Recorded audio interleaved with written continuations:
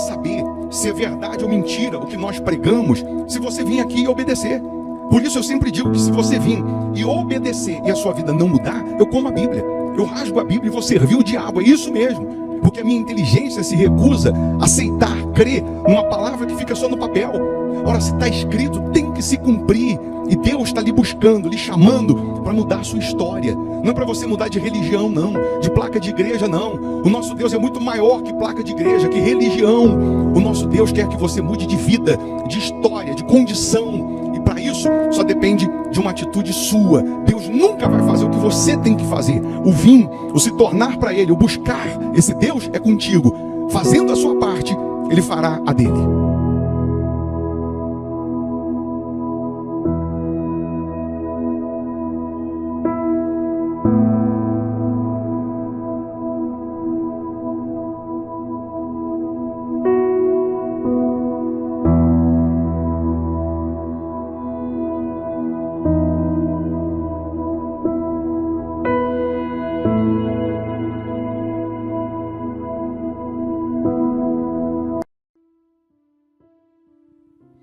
Olá, que Deus abençoe a sua vida e a sua família mais uma vez, né? Mais uma vez, porque sempre estamos aqui nesse horário falando com Deus, lhe convidando para uma prece, para uma oração, e é justamente nessa oração que Deus, Ele se revela, Ele se manifesta na vida daquele que crê. Que essa quinta-feira seja uma quinta-feira abençoada em todos os aspectos. Se você puder, prepara aí um copo com água, ou uma caneca com água, eu tenho aqui a minha preparada. Uma vez essa água consagrada, energizada, ela vai simbolizar o poder de Deus. E onde chegar essa água, chegará a luz, chegará a glória de Deus, chegará a grandeza de Deus. Você pode deixar o seu nome para oração, o nome de um familiar. Você pode se inscrever no canal, porque não custa, não paga para fazer isso. E você inscrito também, você recebe uma cobertura de orações. Então, faça isso agora. E nessa oração, preste atenção, Deus, Ele vai iluminar os seus pensamentos, Ele vai guiar, né, a partir de então os seus passos, de maneira que até o que era para dar errado venha dar certo. Que Deus coloque as mãos, né, na sua vida, na sua casa, na sua família, protegendo, abençoando em todos os aspectos. Vamos orar? Vamos falar com Ele? Se possível, feche os olhos. Em o nome do Senhor Jesus, ó Deus, estamos aqui na Tua presença em oração, iniciando, né, mais um dia, considerando a Tua grandeza, priorizando o Senhor, considerando a Tua majestade, o Teu poderio. Ó meu Deus, que neste momento os doentes sejam curados, os cativos sejam libertos, os fracos sejam fortalecidos. Que aconteça agora, meu Deus, uma transformação na vida de todos que participam desta oração. Porque não é sobre religião, não é sobre placa de igreja, é sobre transformação de vida. O que nós estamos aqui pedindo, meu Deus, é que o Senhor transforme a vida destes que estão aqui nesta oração. Só o Senhor sabe o motivo das lágrimas, só o Senhor sabe o que essa pessoa tem vivido, tem enfrentado. Oh meu Deus, que neste momento todos os planos do inferno caiam por terra, todos os principados, potestades sejam destruídos, que toda a ação do mal caia por terra.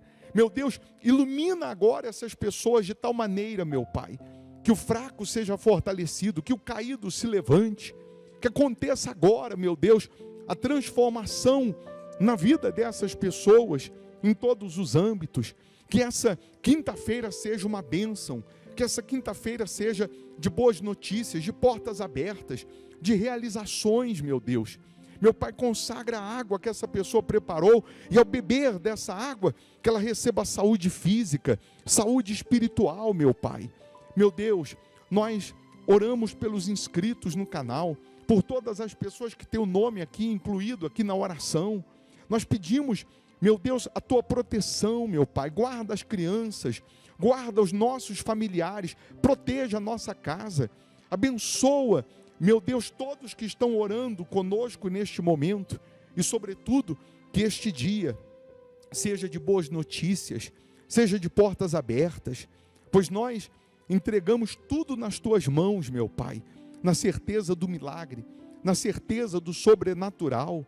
Aí onde você está, coloque uma das mãos na sua cabeça, e essa mão simboliza, representa as mãos de Deus. Receba paz, receba força, receba vida, receba ânimo, receba disposição. E você que crê, repita assim: eu estou abençoado, o meu dia está abençoado, em nome do Pai, do Filho e do Espírito Santo. E quem crê, diga amém, e graças a Deus, amém, amém. Que a luz e o poder de Deus esteja em você. Beba da água crendo, né? Crendo no sobrenatural. Eu vou deixar você aqui com uma sugestão de palavra, de pregação. Se você puder ficar mais um pouco, ouça. Você vai se alimentar da fé, se alimentar de Deus. Quanto mais forte espiritualmente você está, mais você ganha imunidade contra o mal. Caia 1000 ao seu lado, 10.000 à sua direita, você não será atingido, porque Deus é quem te guarda, Deus é quem te protege. Se você não puder ouvir agora, assim que você puder, ouça. Que Deus abençoe. Bom dia. Aqui em 1 Samuel 4, no versículo 11 em diante, eu vou ler, e aí depois nós vamos meditar. O título diz assim: a arca é tomada, Ófni e Finéias são mortos. A arca, que se refere aqui à arca da aliança. A arca da aliança que representava Deus no passado, que representava o próprio Deus. Onde o povo de Israel, eles iam, a arca ia na frente representando Deus. Mas aqui diz que a arca é tomada. Foi tomada a arca de Deus e mortos os 2 filhos de Eli, Ófni e Finéias. Então correu um homem de Benjamim, saído das fileiras, e no mesmo dia chegou a Siló. Trazia rasgadas as vestes e terra sobre a cabeça.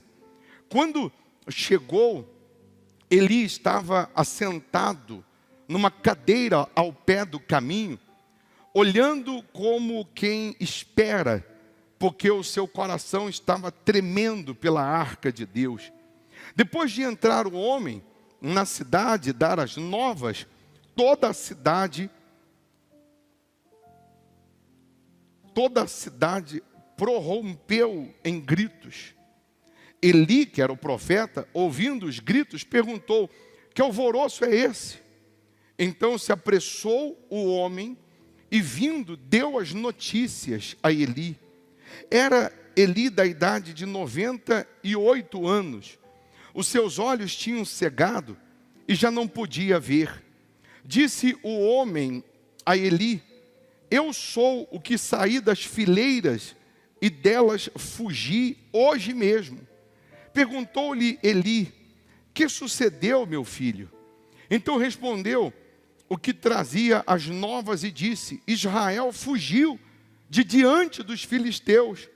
Houve grande morticínio entre o povo, e também os teus 2 filhos, Ófni e Finéias, foram mortos, e a arca de Deus foi tomada. Ao fazer ele menção da arca de Deus, caiu Eli da cadeira para trás, junto ao portão, e quebrou-se-lhe o pescoço, e morreu, porque era já homem velho e pesado. E havia ele julgado a Israel 40 anos. Estando sua nora, a mulher de Finéias, grávida e próximo o parto, ouvindo estas novas de que a arca de Deus fora tomada e de que seu sogro e seu marido morreram, encurvou-se e deu à luz, porquanto as dores lhe sobrevieram. Ao expirar, disseram as mulheres que assistiam: não temas, pois tiveste um filho. Ela, porém, não respondeu, nem fez caso disso, mas chamou ao menino e acabou, dizendo: foi-se a glória de Israel. Isto ela disse porque a arca de Deus fora tomada, e por causa de seu sogro e de seu marido. E falou mais: foi-se a glória de Israel, pois foi tomada a arca de Deus. Numa versão, essa versão aqui, atualizada, ela colocou o nome do menino de Icabô, que significa foi-se a glória de Israel. Lá em cima eu escrevi Icabode, que numa outra versão está escrito Icabode, que significa a mesma coisa. De Israel se foi a glória.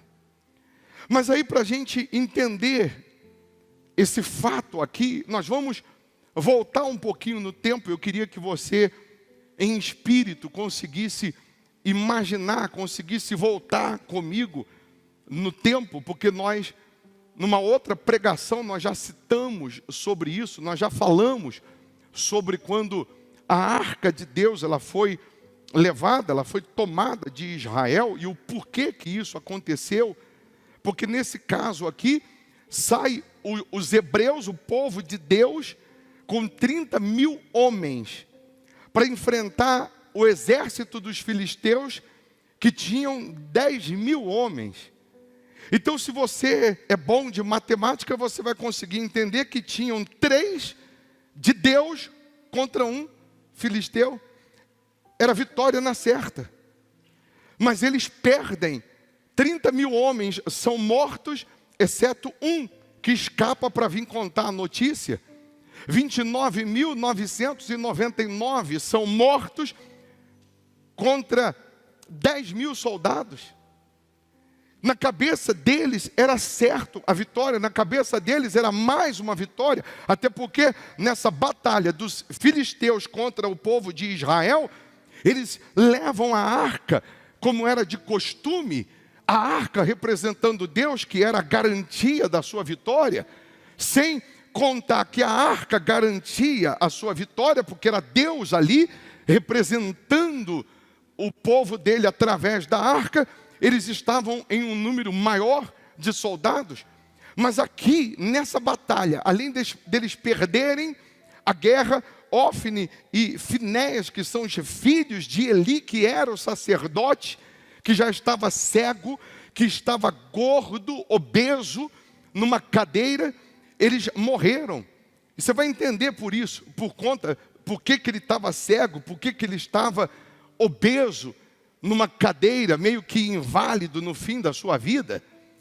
Se a gente volta um pouquinho no tempo, nós vamos lembrar do livro de Juízes, que se você for estudar, você vai compreender que o povo de Israel, o povo de Deus, no livro de Juízes, eles por 300 anos, em média, eles gemem, eles sofrem, todas as vezes que ameniza, todas as vezes que eles alcançam alguma coisa, que eles conquistam alguma coisa, porque apelam para Deus, porque se voltam para Deus, então eles abandonam Deus, eles deixam Deus de lado, eles voltam à idolatria, eles voltam ao desprezo com respeito a Deus, e os inimigos voltam e destroem Israel.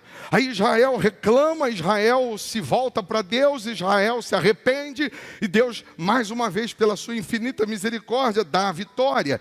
E de novo, eles relaxam na fé, os inimigos prevalecem, eles ficam nesse sobe e desce, vitória e derrota, derrota e vitória, durante muitos anos.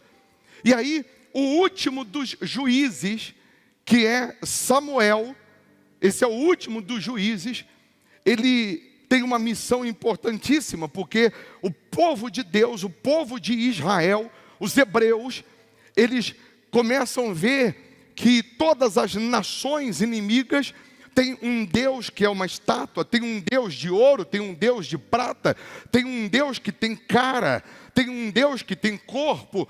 E o Deus de Israel, ele é invisível, ele é representado através da arca, mas ele não é adorado através da arca, ele é invisível.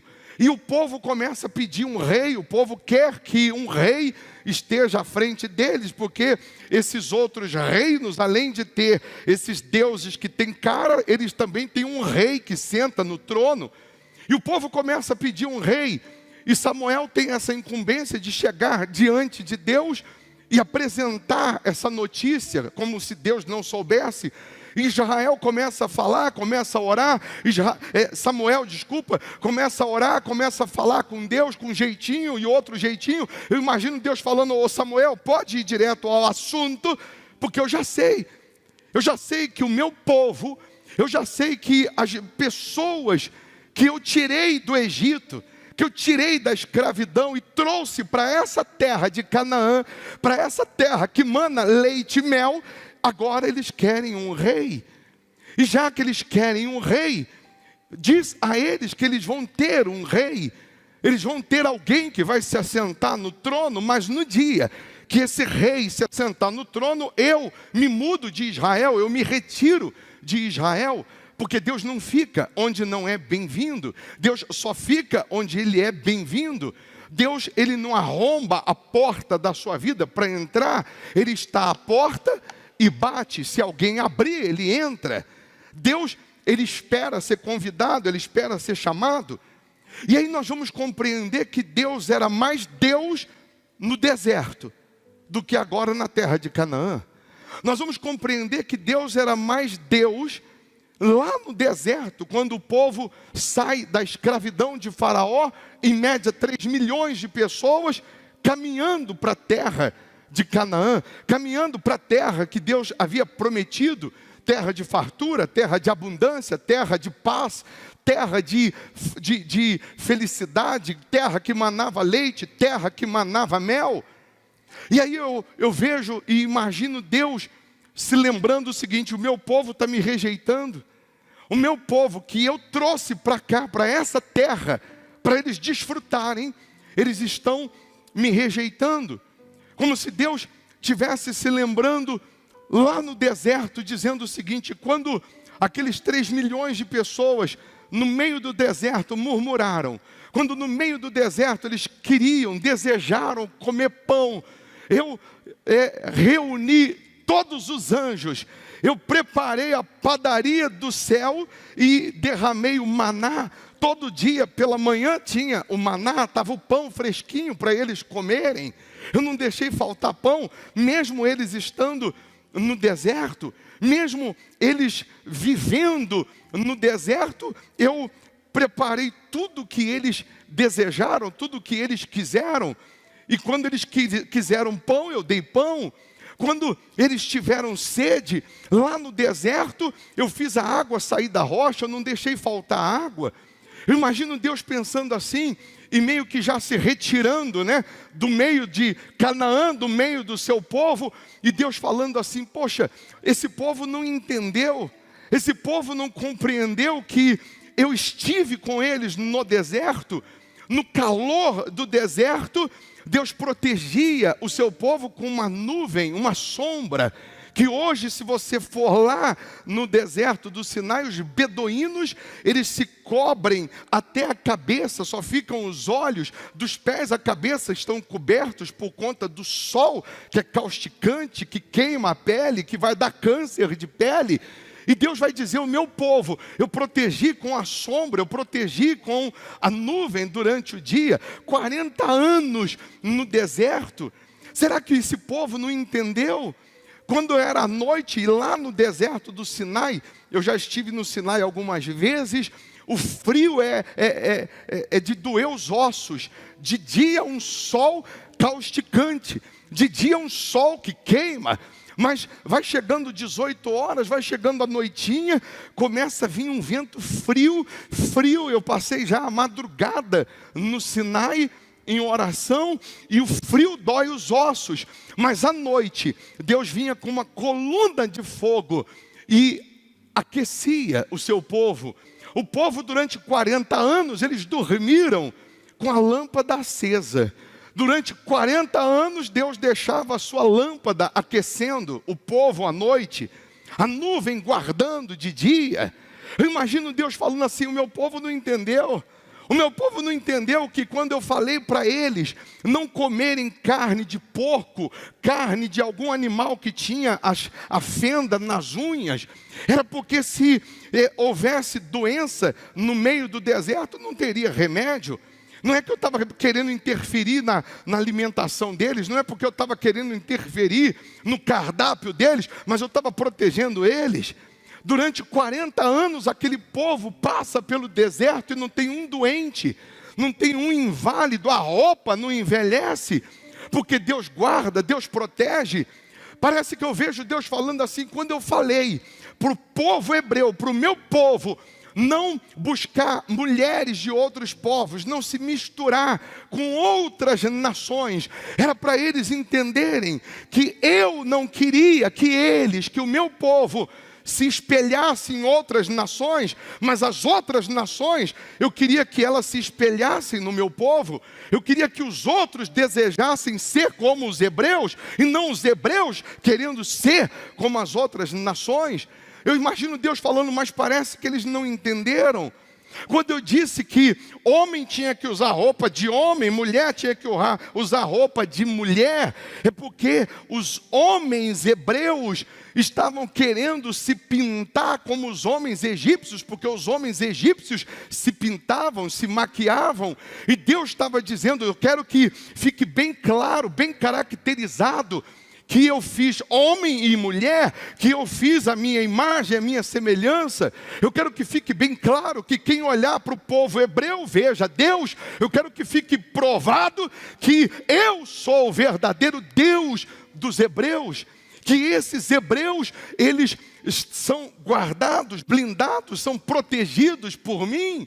Eu tirei eles do Egito, guardei no deserto, protegi, alimentei. Quando eles quiseram carne, eu dei carne, dei as codornizes, e eles comeram carne 30 dias até sair pelos narizes lá no deserto. Mas aqui em Canaã, quando eles chegam em Canaã, quando esse mesmo povo que viu pragas no Egito, sinais no deserto, maravilhas no deserto, e Deus era mais Deus no deserto, porque o povo dependia mais de Deus, o povo esperava mais em Deus, o povo contava mais com Deus. Agora que eles chegam em Canaã, agora que eles chegam na terra que mana leite e mel, agora que é para eles desfrutarem do que Deus prometeu, eles vão nas suas bagagens e eles tiram das suas bagagens imagens dos deuses dos egípcios. Eles vão nas suas bagagens e começam a tirar das suas bagagens imagens, deuses que não eram deuses, e começam a comparar o Deus de Israel, o Deus vivo, com imagens. Eles começam a desprezar. Ao invés deles olharem para o único Senhor e Salvador, eles começam a olhar para os outros reinos, eles começam a olhar e ver que tem reis e imagens, e eles querem agora um rei. E agora Deus está dizendo, então, já que eles querem, eu sou um gentleman, então eu vou dar um rei, mas eu não vou ficar mais. Eles vão se virar, eles vão seguir a fé do jeito que eles querem. E aí, que eu quero que você compreenda, que quando você toca na glória de Deus, quando você despreza Deus, quando você coloca Deus de lado, quando você, através de pequenas ou grandes atitudes, você se esfria, você deixa de contar com Deus, você deixa de apelar para Ele, Ele meio que levanta as mãos e diz, então siga os seus próprios conselhos, então faça do jeito que você quer. E aí vai acontecer essa batalha, aí vai acontecer essa guerra. Os filisteus se levantam contra o povo hebreu, 30 mil hebreus contra 10 mil filisteus. A vitória do povo de Deus era garantida, porque era 3 contra 1, 30 mil contra 10 mil, e a Bíblia vai dizer que escapa um soldado e vem contar a destruição, e vem dizer exatamente o seguinte, o exército foi aniquilado. Eles levaram a arca da aliança, porque era costume, quando um exército ia enfrentar o outro, eles levavam os seus deuses, e o exército derrotado, eles pegavam aqueles deuses, aquelas imagens, e colocavam na casa, no santuário do Deus do exército vitorioso, como se eles estivessem colocando ali um troféu e dizendo assim: o nosso Deus venceu esse, o nosso Deus foi mais forte que esse. E a Bíblia vai dizer que quando esse homem volta e conta Eli, que era o profeta, que já estava inválido, que já estava cego, e isso também porque o próprio profeta deixou de pregar, deixou de viver, o próprio profeta já não repreendia mais os seus filhos, via os seus filhos fazendo o que era errado e não repreendia, e não os corrigia. Esse profeta gordo, cego, quando ouve falar que a arca foi roubada, que os filhos foram mortos, ele cai da cadeira, quebra o pescoço. Quando você se afasta de Deus, quando você tira Deus dos seus planos, da sua vida, dos seus projetos, a destruição começa, as perdas são consecutivas. O que era fato, o que era certo, que você venceria, você perde. Começando com 30 mil soldados, perdendo para 10 mil. Você cai da cadeira, quebra o pescoço. A nora de Eli entra em trabalho de parto e dá à luz um menino. As parteiras dizem que ela tem que ficar feliz porque ela deu à luz a um menino, e quando nascia um menino era motivo de alegria, mas ela não tinha motivo de alegria, porque ela falou: a arca foi levada. Ela estava dizendo: a presença de Deus saiu de Israel. O que será da gente sem a presença de Deus? E ela coloca o nome do filho de Icabô.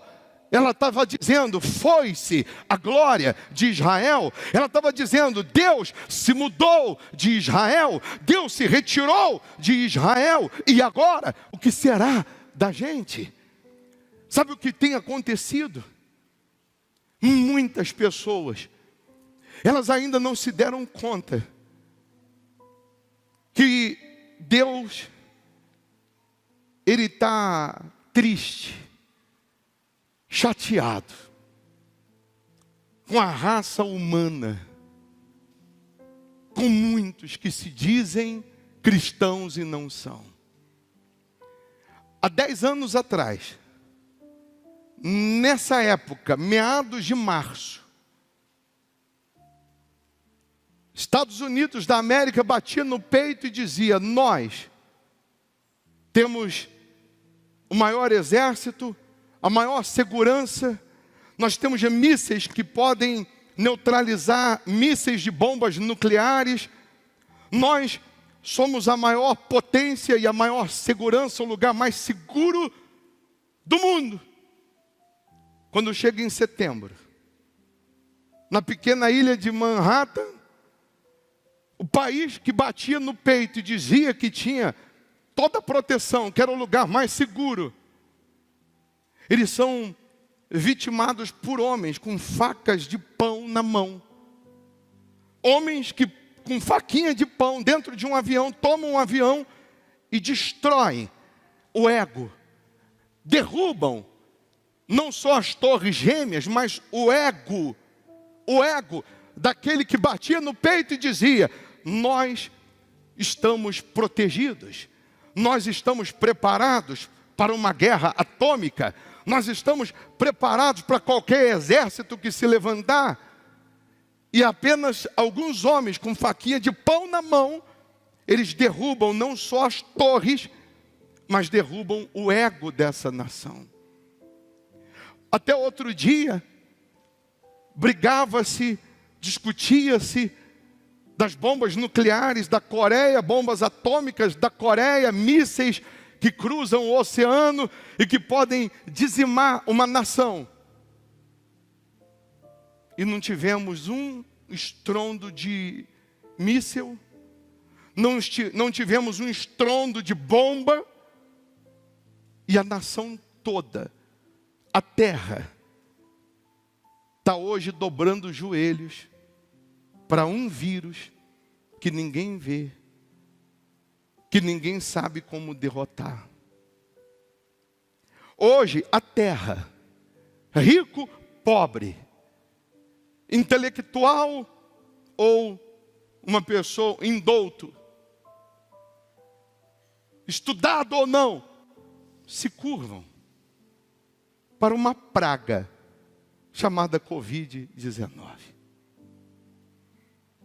Hoje a terra dobra os joelhos, se esconde, não sabem o que fazer, estão desesperados, pessoas morrendo, não sabem como combater essa praga, não sabem como vencer, procuram antídotos, procuram vacinas, procuram medicamentos, procuram isso, aquilo outro, e aí vem outra notícia que vem uma mutação do vírus e que está piorando e que ninguém sabe o que vai ser. Parece que eu estou vendo Deus se mudando da terra. Parece que eu estou vendo Deus se retirando e dizendo assim: é só para você ver que sem mim nada podeis fazer. É só para você entender que sem a minha presença vocês estão perdidos. Hoje tem gente pagando e caro para poder respirar uma coisa que sempre foi gratuita. Hoje falta balão de oxigênio, cilindro de oxigênio. Se Deus fizer assim, um estalo de dedos e cortar o oxigênio, acabou. Todo o dinheiro não resolve. Tem o dinheiro, mas não tem o cilindro de oxigênio para vender. Tem o dinheiro, mas não tem mais comida na prateleira para comprar. Parece que eu estou vendo Deus se mudando. Pessoas que batiam no peito, empinavam o nariz e se julgavam deuses na terra, hoje estão com medo dentro de casa. Pessoas que empinavam o nariz e se julgavam deuses na terra, que desprezavam a palavra, que desprezavam Deus, na hora que puxa o ar e o ar não vem, ela fala: Deus. Pessoas que há 30, 20 anos, há 10 anos, ela não sabia o que era a palavra Deus, mas hoje, quando falta o ar, ela está tendo que falar com Deus. Ela está tendo que voltar a falar com Deus, porque agora a arca, nessa ocasião, foi levada. A Bíblia vai dizer que a arca foi colocada na casa de Dagom, que era o deus dos filisteus. Era uma estátua, metade peixe, metade mulher, 3 metros de altura. A arca ficou jogada no chão e a estátua num lugar alto. A estátua de Dagom representa o diabo, tipifica o diabo. A arca representa Deus, ficou jogada no chão, como se Deus fosse derrotado por Dagom. Como se Deus e nada fosse a mesma coisa. 7 meses a arca fica lá. 7 meses, os mais velhos, da época do profeta Samuel, que sabiam do poder de Deus, que sabiam dos sinais de Deus, que sabiam da existência de Deus, os anciãos, os mais velhos, eles passam a orar, eles se arrependem, eles clamam, eles pedem perdão. A Bíblia vai dizer que na época do profeta Samuel, a lâmpada estava se apagando. Alguns vão pensar na lâmpada do candelabro, que eram 7 lâmpadas, e que as 6 já tinham apagado, e só faltava uma última agora. Mas a lâmpada, que é o próprio Deus, estava apagando. O próprio Deus, que é a lâmpada, estava se apagando, já não tinha mais profecia. O profeta Eli já não pregava, o profeta Eli já não ensinava. O profeta Eli só queria comer da gordura das ofertas que eram apresentadas. O profeta Eli só queria se beneficiar do que era apresentado e deixou o povo se corromper, deixou o povo se contaminar, deixou o povo viver no pecado, deixou o povo, os seus filhos, viverem no pecado, fez vistas grossas.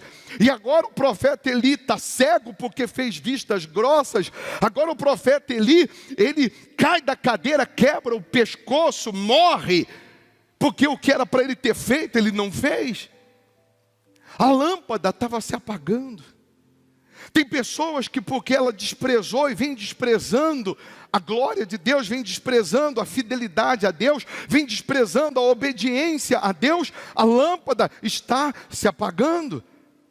Ela está morrendo espiritualmente, não está enxergando, ela está morrendo espiritualmente, não está vendo. Ela está ficando cega, mas não está vendo. E aí, os anciãos estão cobrando, estão pedindo, estão clamando. E eu imagino aquela oração chegando aos ouvidos de Deus. Eu imagino aquele arrependimento rasgando os céus. E depois de 7 meses, Deus olha dos céus, recebe esse clamor, recebe esse arrependimento. Que Deus é misericórdia. Deus é Pai, é misericórdia. Deus não é como a gente, vingativo, que quer pagar com a mesma moeda. E aí Deus olha e vê a arca jogada na casa de Dagon, os filisteus zombando. E aí, no dia que eles pegam a arca e colocam do lado de Dagon, a Bíblia diz que Dagon cai de bruço. Eu imagino Deus falando: Miguel, olha lá onde está a arca. A arca que representava a minha existência foi colocada agora nos pés de Dagon. Vai lá e resolve. E naquela mesma noite, a imagem de Dagon cai. Porque Deus estava dizendo para os filisteus: só tem um único Deus na terra. Só eu. Aí no outro dia Deus olha, levantaram a estátua de Dagon. Imagina Deus falando: Miguel, não falei para você resolver? Vai lá agora, corta a cabeça de Dagon. Por quê, Senhor? Porque eles têm que entender que só tem um único Deus que pensa, que fala, que tem olhos, que tem ouvidos, que sou eu, e não é Dagon. Corta as mãos de Dagon. Por quê, Senhor? Porque tem um único Deus que existe com as mãos estendidas, que sou eu, não tem outro. Corta Dagon pelo meio. Por quê, Senhor? Porque o único Deus que vive e está inteiro e vai permanecer sou eu. E a Bíblia diz que no dia seguinte, Dagon caiu, foi cortada a cabeça, os braços, e foi cortado no meio o tronco. Desse dia em diante, Deus está voltando. Deus ouviu a oração dos anciãos. A Bíblia vai dizer que os filisteus são acometidos de pragas.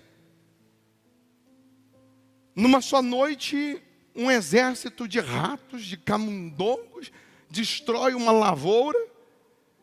A Bíblia vai dizer que de um dia para o outro, os filisteus são acometidos de tumores.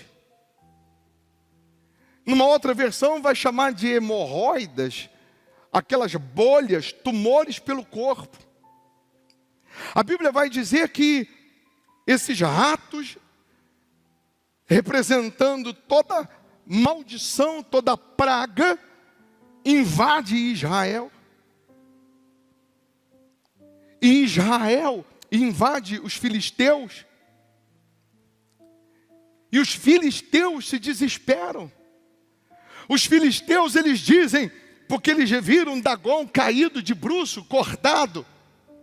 Eles dizem: o Deus de Israel está vivo.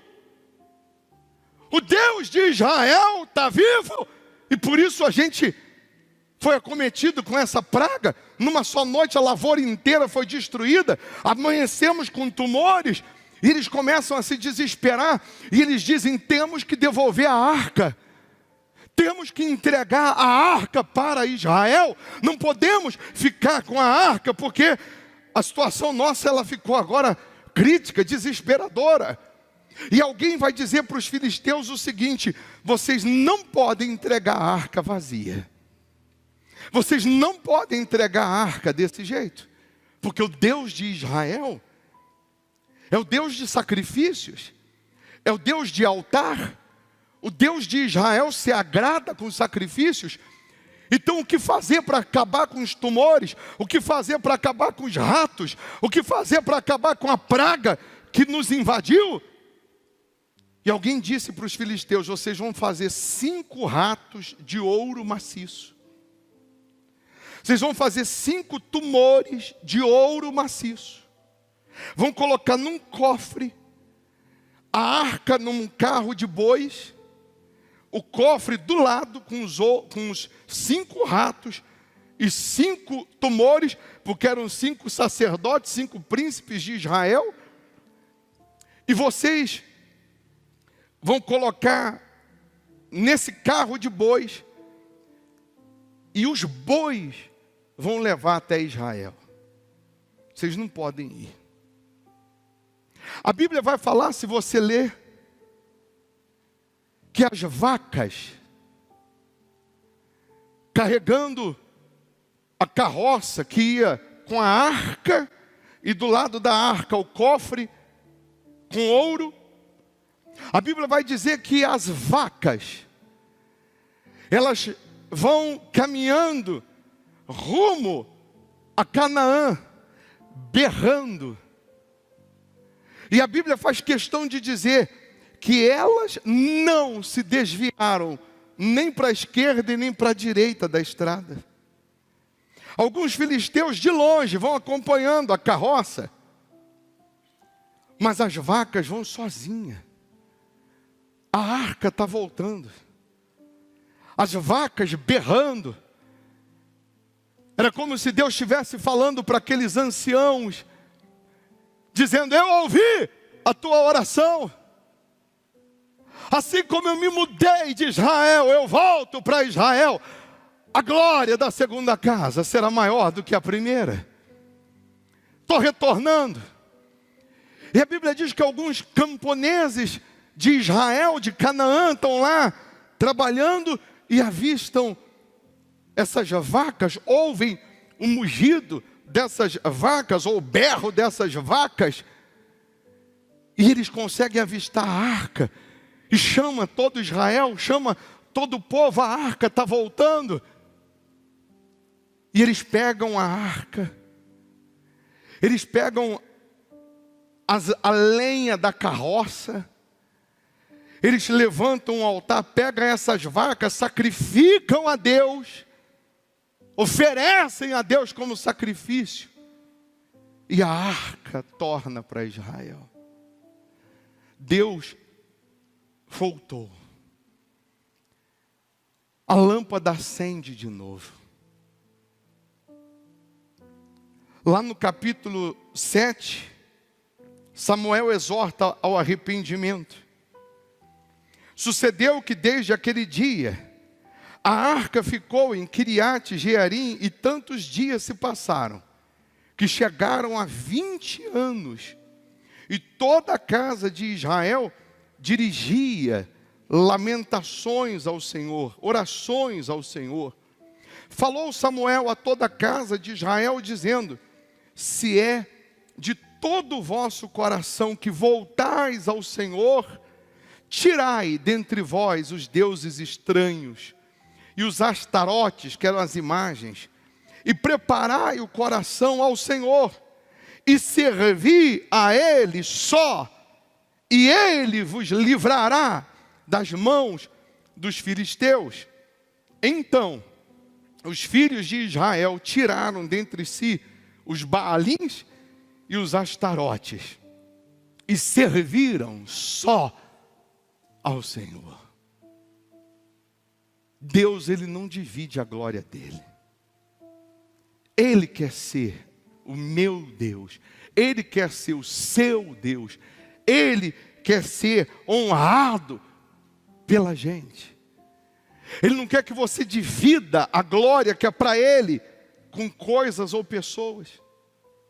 Ele não quer que você o despreze.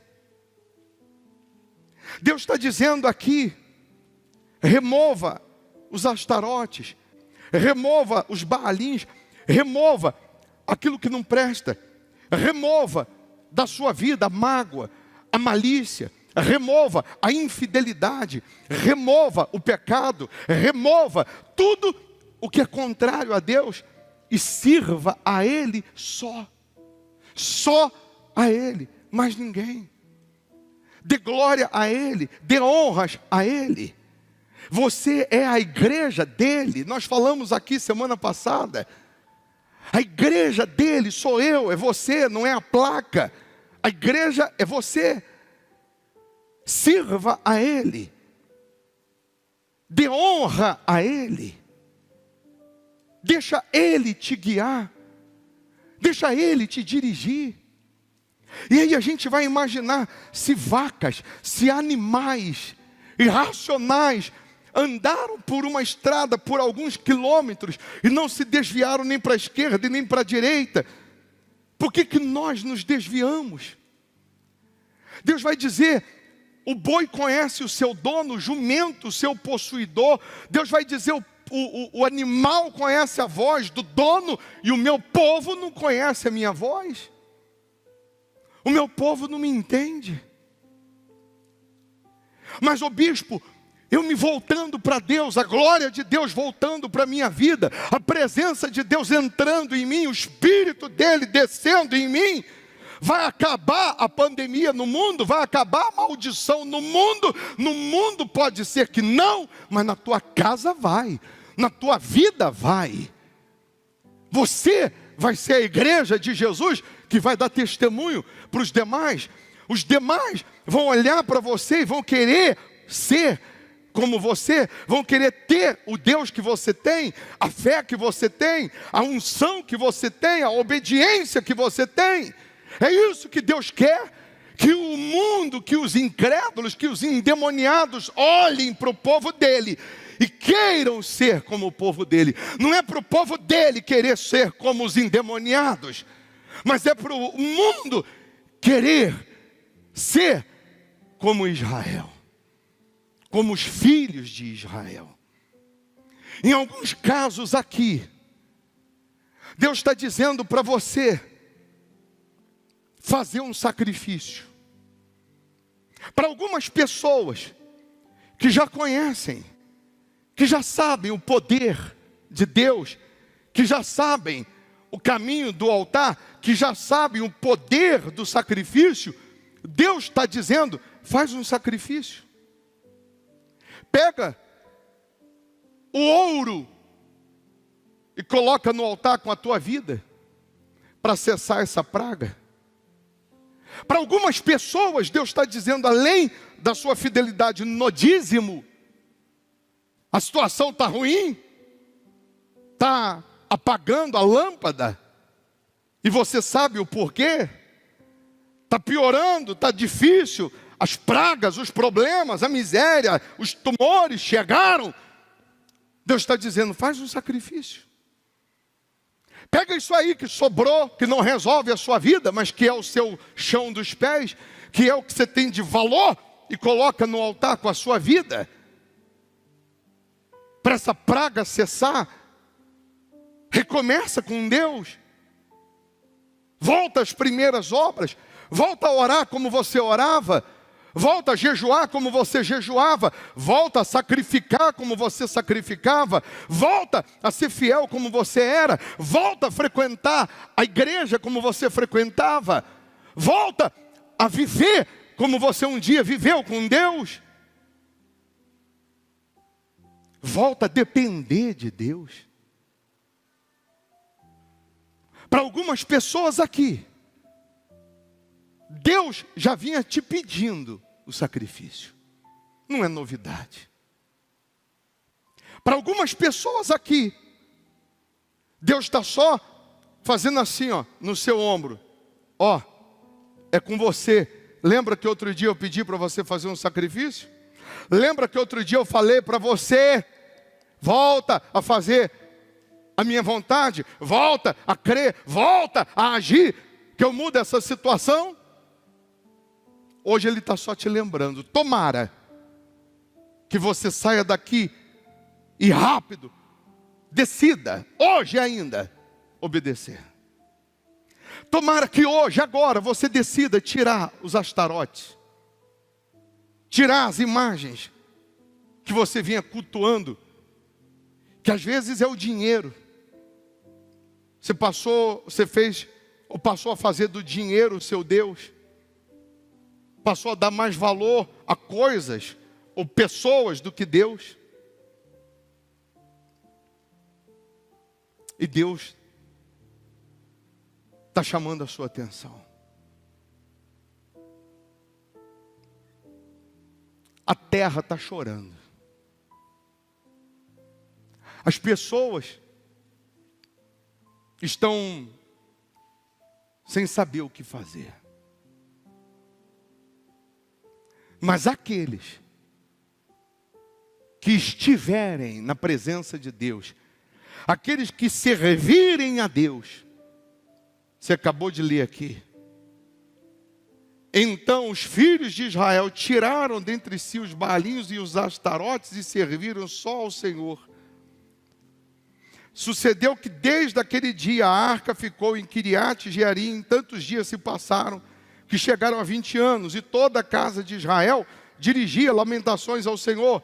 Falou Samuel a toda a casa de Israel, dizendo: se é de todo o vosso coração que voltais ao Senhor, tirai dentre vós os deuses estranhos e os astarotes, e preparai o coração ao Senhor, e servi a Ele só, e Ele vos livrará das mãos dos filisteus.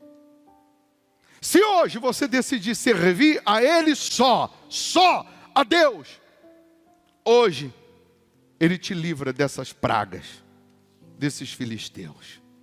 Hoje você vai participar da Santa Ceia, do pão e do sangue que representa o suco que representa o sangue de Jesus, a carne e o sangue. Você vai fazer uma aliança, você vai renovar a aliança, ou fazer uma aliança dizendo: meu Deus, não se afaste de mim.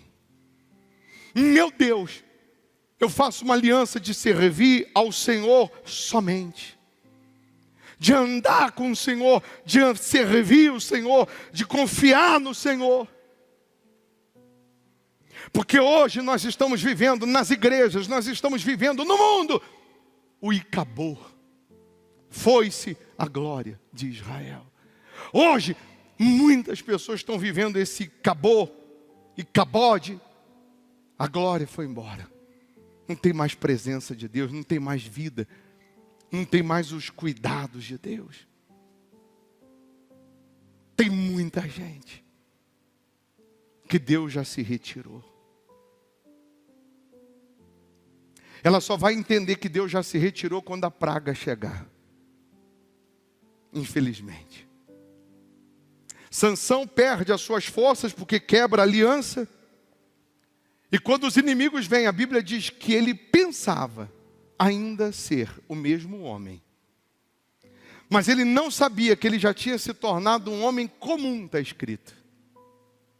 Quando ele tinha aliança, ele era um homem fora do comum. Quando ele quebra a aliança, ele ainda pensava que ele era aquele mesmo homem com a força de Deus, e ele já era um homem comum e não sabia. E os inimigos derrotaram ele. Fique em pé, por favor. Se você crê que Deus preparou essa reunião para dizer a você que a glória dele está voltando para a sua vida, se você fizer de todo o coração. Se você crê que Deus hoje preparou essa reunião para dizer a você que independente de pandemia, que independente de decreto, independente do cenário aí fora, das notícias, se você fizer o que é reto, se você se voltar para Ele, se você servir a Ele só, Ele vai te livrar. Ele vai te guardar. Ele vai te salvar. Ele vai te honrar em toda e em qualquer situação. você servindo a Ele só, você vai vencer. Você vai vencer financeiramente, espiritualmente, sentimentalmente, familiarmente, saúde, em tudo. Porque Ele é a sua proteção. Ele nos protege. E a pessoa que Deus protege não nasceu e não nascerá ninguém que possa tocar naquele que Deus o protege. Você vai pegar o envelope, você vai trazer domingo, ou qualquer dia dessa semana, ou hoje, ou qualquer dia, transferindo para a conta da igreja, ou trazendo uma oferta de sacrifício. Alguns será o carro de bois. Alguns aqui, Deus vai falar, pega esse carro de boi aí e sacrifica. É isso aí. Esse carro aí. O único meio que você tinha para se locomover, sacrifica e fica na minha dependência. Para outro é o salário. Para outro é o dinheiro guardado. Para outro é o que ele ia investir. Para outro é a renda. Para outro, Deus vai falar, pega esse ouro que você tem aí. Você não tem o dinheiro, papel. O que você tem de valor? Tem esse brinco. Eu tenho esse colar. Esse anel. Pega isso aí que você tem, que representa o chão dos seus pés, financeiramente, com a sua vida, e coloca no meu altar. Não é dinheiro por dinheiro, é com a sua vida. Dinheiro por dinheiro, o rapaz falou ontem, que deu 5.000 na cocaína. 5.000 num só dia. Não é dinheiro por dinheiro, mas é a vida com aquilo que representa a sua vida. Todos vão fazer um sacrifício essa semana. Para aquele que está pensando assim, mas eu não terei, eu não tenho. Todos conseguem fazer um sacrifício. Nem que seja de 10 reais. Para alguém vai ser um sacrifício. Para a viúva, pobre, a Bíblia vai dizer que foram 2 moedas. Era todo o sustento que ela tinha. Mas todos têm condições de fazer um sacrifício. Para um pode ser 10 reais. Para outro pode ser 100. Para outro 1.000. Para outro 10.000. 100.000. Mas um sacrifício com a sua vida. Leva o envelope para os que creem, para os que querem a lâmpada acesa, para os que querem dar glória e honra para Deus, para os que querem servir só a Deus e mais ninguém, andar só com Deus e com mais ninguém. Guarda o envelope, pega a Santa Ceia. Na hora de abrir, você tem que abrir com um pãozinho assim, para baixo, de ponta cabeça, para não cair. O cálice está lacrado, o pãozinho, ele só é lacrado com o próprio cálice. Segura nas suas mãos, fecha os seus olhos e faça do seu lugar agora o seu santuário com Deus. Olhe para a sua alma, olhe para a sua vida, olhe para o seu ser. Onde você errou, onde você falhou, onde você vinha falhando. Confessa os seus pecados e os abandone. Confessa os seus erros. Confessa as suas fragilidades, fraquezas. E decida se consertar com Deus. Decida fazer uma aliança, um pacto com Ele, de jamais se desviar do caminho, de jamais desprezar os feitos de Deus. A palavra de Deus vai dizer que nós somos raça eleita por Deus. Nós fomos eleitos, escolhidos, com um único voto, que foi o voto de Jesus na cruz. Deus nos elegeu, Deus nos escolheu, Deus nos chamou para servirmos a Ele só, para andarmos com Ele, para obedecermos somente a Ele. Nós não podemos nos desviar, nós não podemos nos afastar dEle, não podemos nos afastar do altar, não podemos nos afastar da santidade, não podemos nos distanciar da promessa, não podemos nos distanciar do que é santo, do que é puro, do que é verdadeiro, porque todas as vezes que o povo de Israel se afastava da santidade, do altar, da obediência, eles eram vencidos pelos inimigos. Vem, meu Deus, e perdoa os nossos pecados, perdoa as nossas falhas. Se a lâmpada estava apagando, vem acender, meu Deus. Se o Senhor tinha se retirado da nossa vida, da nossa casa, volta, meu Pai, volta, Senhor Jesus. Nós não podemos viver sem o Senhor. Aquela mulher, quando deu à luz ao menino, em meio àquela notícia que a arca tinha sido roubada, ao invés dela se alegrar porque nasceu um menino, ela ficou tão triste que ela colocou o nome dele de Icabô. Ela disse: como ter alegria se a glória de Deus foi embora, se a arca foi roubada? Ela quis dizer que não há alegria sem a tua presença. Aquela mulher quis dizer que ainda que uma pessoa conquiste algo que é para dar alegria, sem a tua presença, meu Deus, não há alegria. Sem o Senhor, sem o teu Espírito, essa pessoa pode ter a melhor comida, mas não há alegria. Sem o teu Espírito, sem a tua presença, ela pode estar casada, ela pode ter casa, ela pode ter a família, ela pode ter tudo, mas sem o Senhor, ela é vazia. Sem a tua presença, ela é infeliz. Sem a tua presença, ela é triste.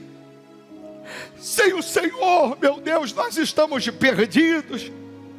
Perdoa-nos, lava-nos, purifica-nos. Nós queremos agora que o Senhor faça uma limpeza em nós. Tira tudo que não presta, remova toda a sujeira, tira a mágoa, tira a infidelidade, tira os achismos, tira o pecado, tira o orgulho, a presunção, remova do nosso ser, meu Deus, tudo que não presta, e vem com a tua glória, meu Pai, vem com a tua presença, vem com o teu Espírito, faz uma aliança com Deus agora, do fundo da sua alma, como o profeta Samuel falou, se é de todo o coração, então fala para Deus do fundo da sua alma.